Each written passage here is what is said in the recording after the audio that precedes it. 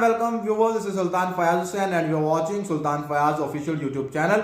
नाजरीन, आज की वीडियो में बात करेंगे कि बनी गाला जो है जिसको सब जेल करार दिया गया है और अडयाला से बुशरा बेगम को जो है वो वहां मुंतकिल कर दिया गया है, ये क्यों हुआ है और किसके कहने पर हुआ है। इसके अलावा ये जो तफसीली फैसला आया है जिसके अंदर बताया गया है कि इमरान खान और शाह महमूद कुरैशी को क्यों सजा दी गई है, क्यों ये जो फैसला है उनके खिलाफ आया है, इसके अंदर तफसील से बताया गया है। ये तमाम तर चीज़ें आपके सामने रखेंगे, लेकिन उससे पहले आपसे गुजारिश है कि अगर आपने अभी तक चैनल को सब्सक्राइब नहीं किया तो चैनल को सब्सक्राइब कर दें। कमेंट सेक्शन में जाके अपनी राय का जो इजहार है वो ज़रूर करें और अगर वीडियो पसंद आए तो वीडियो को लाइक भी कर दें। जनाब, सबसे पहले आपको बताते हैं कि ये जो फैसला आया है तफसीली फैसला, इसके अंदर क्या कहा गया है। इस तफसीली फैसले के अंदर कहा गया है कि साइफर केस का जो ये तफसीली फैसला है ये 77 सफ़ात पर मुश्तमिल है जो सीक्रेट अदालत के जज अबुल हसनात जुल्करनैन ने जारी किया है। फैसले में दोनों मुजरमान ने खुद साख्ता परेशानियां बनाई, हमदर्दियां लेने के लिए बेयारो मददगार बनने की कोशिश की। फेयर ट्रायल का हक चलाक मुलजिम के लिए नहीं है। अदालत ने कहा कि साइफर को अपने लिए इस्तेमाल किया गया जिसका असर पड़ा। इमरान खान और शाह महमूद कुरैशी ने बतौर वजीर आजम और वजीर खारजा अपने अहद की खिलाफ वर्जी की जिससे पाकिस्तान और अमरीका के ताल्लुकात को नुकसान पहुंचा।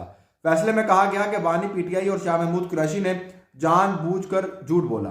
आजम खान का बयान सच्चाई पर मबनी था जिसने प्रोसिक्यूशन के दलाइल को मजबूत बनाया। साइफर के जरिए दीगर ममालिक से राब्ते के सिस्टम की सालमियत पर समझौता किया गया।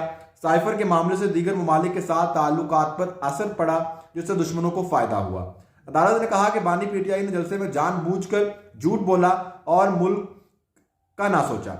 31 मार्च को बानी पीटीआई ने कहा और अमेरिका ने धमकी दी, इससे पाक अमेरिका ताल्लुकात को नुकसान पहुंचा। अमेरिका ने रद्द अमल में 3 बार कहा कि बानी पीटीआई का बयान हकीकत पर मबनी नहीं। अमेरिका के बाद बानी पीटीआई ने झूठ बोला कि साजिश के तहत हुकूमत खत्म की गई और अफवाज पाकिस्तान को निशाना बनाया। आजम खान ने मजिस्ट्रेट के सामने बयान में कहा कि बानी पीटीआई को समझाया था। आजम खान ने कहा कि ऑफिशियल सीक्रेट एक्ट की खिलाफ वर्जी का भी बानी पीटीआई को बताया था। बानी पीटीआई ने आजम खान की बात को अनसुना कर दिया और जलसे और सोशल मीडिया पर मुहिम चलाई। बानी पीटीआई वजीर आजम थे, उन्होंने अपने अहद की भी खिलाफ वर्जी की। साइफर के मामले में मुल्क को आलमी तौर पर शदीद नुकसान पहुंचाया जिससे मईशत कमजोर हो गई। इमरान खान और शाह महमूद कुरैशी के खिलाफ cipher case open and shut case है। गवाहान के मुताबिक शाह महमूद कुरैशी ने जलसों में साइफर के मामले पर लोगों को उकसाया। इमरान खान और शाह महमूद कुरैशी साइफर केस में अपने आप को बेगुनाह साबित करने में नाकाम रहे, जबकि प्रोसिक्यूशन ने दोनों के खिलाफ साइफर केस को साबित कर दिया। बानी पीटीआई ने साइफर वजारत खारजा को वापस नहीं भेजा। साइफर केस 17 माह की तहकीकात के बाद दायर किया गया। 17 माह की तहकीकात से साबित हुआ कि मुकदमा ताखीर से दायर नहीं किया गया। बतौर वजीर आजम इमरान खान की जिम्मेदारी थी कि साइफर वापस लौटाते। वजारत खारजा वजीर आजम से साइफर वापस नहीं मांग सकती। अब तक इमरान खान ने साइफर वापस नहीं किया। अदालत ने फैसले में लिखा कि केस साइफर से मुताल्लिक है जो वजारत खारजा को वाशिंगटन से मौसूल हुआ। साइफर बहुत हसास दस्तावेज है जिससे अमेरिका पाकिस्तान का एक दूसरे पर भरोसा भी जुड़ा है। 25 गवाहान के बयानात कलम बंद किए गए लेकिन वकलाए सफाई गैर संजीदा दिखाई दिए। 27 जनवरी को वकला सफाई गैर हाजिर थे, सरकारी वकील मौजूद था। तहरीरी फैसले में लिखा गया कि इमरान खान और शाह महमूद कुरैशी ने सरकारी वकील के साथ बदतमीजी की और फाइलें फेंकी। वकला सफाई उस्मान गिल अली बुखारी के पहुंचने पर जिरा की तैयारी के लिए वक्त दिया। जब जिरा का कहा तो वकला सफाई ने इनकार कर दिया, जिसके बाद सरकारी वकील ने जिरा की। प्रोसिक्यूशन ने न सिर्फ गवाहान बल्कि दस्तावेजात पर मबनी सबूत भी पेश किए। रिकॉर्ड पर ऐसा कुछ नहीं जिससे साबित हो कि प्रोसिक्यूशन के गवाहान में कमी रह गई। अदालत के फैसले में कहा गया कि इमरान खान और शाह महमूद कुरैशी के मुख्तलिफ वकला ने कानून को मजाक बनाया। इमरान खान और शाह महमूद कुरैशी का रवैया अदालत के सामने था। नकूल फराहमी और फर्द जुर्म पर दोनों ने दस्तखत नहीं किए जिससे नामुनासिब रवैया साबित हुआ।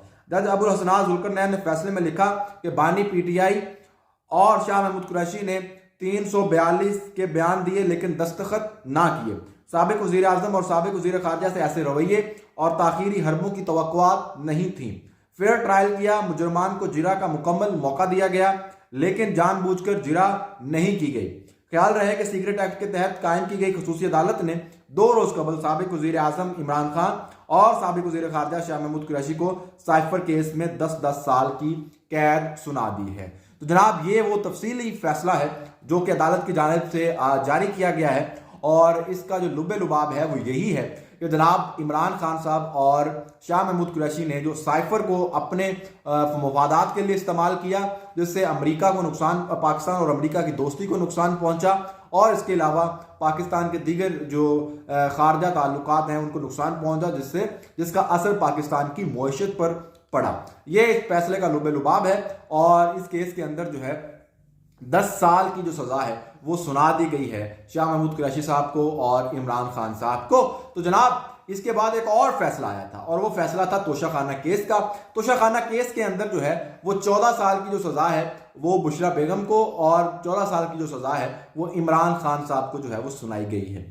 अब हुआ क्या है, ये जब फैसला सुनाया गया उसके बाद जो मोहतरमा बुशरा बेगम है वो पहुंची अडयाला जेल के अंदर, और अडयाला जेल के अंदर पहुंचने के बाद उन्होंने गिरफ्तारी दे दी। गिरफ्तारी देने के बाद होता क्या है कि जनाब उनको वहां से अदालत से मुंतकिल किया जाता है बनी गाला के अंदर, और बनी गाला को जो है वो सब जेल करार दे दिया जाता है। अब सवाल यहां पर यह पैदा होता है कि पाकिस्तान के अंदर और बहुत सारी खवातीन जो हैं वो इस यहां पर गिरफ्तार होकर आ चुकी हैं, और उनको अभी भी आज भी बहुत सारी खवातीन जो हैं वो जेलों के अंदर पड़ी हैं। पाकिस्तान तहरीक-ए-इंसाफ की बहुत सारी खवातीन जेलों के अंदर हैं, जिनमें यास्मीन राशिद हैं, जिनमें सनम जावेद हैं, और बहुत सारी खवातीन हैं जेलों के अंदर हैं। इससे पहले मोहतरमा बेनज़ीर भुट्टो जेल के अंदर जा चुकी हैं। इससे पहले जो है वो मरियम नवाज साहिबा जो है वो जेल के अंदर जा चुकी हैं। मोहतरमा फरियाल तालपुर जो है वो जेल के अंदर जा चुकी हैं। इसके अलावा बेबहा और बेशुमार खवातीन हैं जो कि जेलों के अंदर जा चुकी हैं और इस वक्त भी जेलों के अंदर मौजूद हैं। लेकिन क्या उन लोगों को भी ये सहूलत मैसर है कि वो अपने घर को सब जेल करार दिलवा कर वहां पर रह सकें? और अब ये कहेंगे कि जी देखें देखें देखें, इमरान खान ने तो कोई दरखास्त नहीं दी, बुशरा बेगम ने तो कोई दरखास्त नहीं दी, फलाने ने कोई दरखास्त नहीं दी। तो फिर ये कैसे हो गया? ये कैसे मुमकिन हो गया कि बुशरा बेगम को जो है वो अडयाला जेल के अंदर से बनी गाला मुंतकिल किया गया और बनी गाला को सब जेल करार दिया गया? ये इमरान खान साहब जो हैं ये कहा करते थे मैं एक ऐसा पाकिस्तान बनाऊंगा जिसमें कानून सबके लिए बराबर होगा, दो नहीं एक पाकिस्तान, दो नहीं एक कानून, इस किस्म का इनका एक मंशूर था। और आज भी जो है जो इस इंतखाबात के लिए 2024 के लिए भी इन्होंने मंशूर पेश किया है, उस मंशूर के अंदर भी ये बात शामिल है कि दो कानून नहीं एक कानून होगा सबके लिए। तो ये दो कानून आप जब आपकी अपनी बारी आई है, जब आपकी मिसेज की बारी आई है, तो वो क्यों जो है वो इस सहूलत को कबूल कर रही हैं? उनको चाहिए कि वो भी दीगर खवातीन के साथ जेलों के अंदर रहें, या वो कहें कि जी मैं ये नहीं कहता कि बुशरा बेगम को ये सहूलत क्यों दी है। मेरा सवाल ये है कि बाकी खवातीन जो है जो जेलों के अंदर मौजूद हैं उनको ये सहूलत मैसर क्यों नहीं है?